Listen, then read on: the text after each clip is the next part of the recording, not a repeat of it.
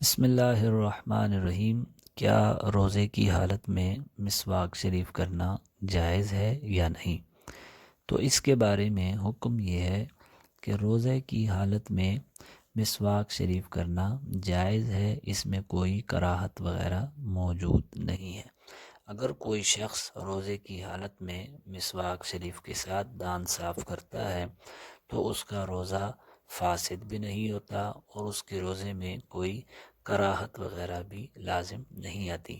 البتہ دنداسا مارنے سے روزے میں کراہت لازم آتی ہے، اس لیے کہ دنداسے میں رنگ اور ذائقہ پایا جاتا ہے، تو جس کی وجہ سے علماء کرام نے دنداسے کو مکروہ لکھا ہے، اور مسواک شریف اگر کوئی روزے کی حالت میں کرتا ہے تو اس کے لیے مسواک شریف کرنا جائز ہے، اس میں کوئی کراہت وغیرہ نہیں ہے۔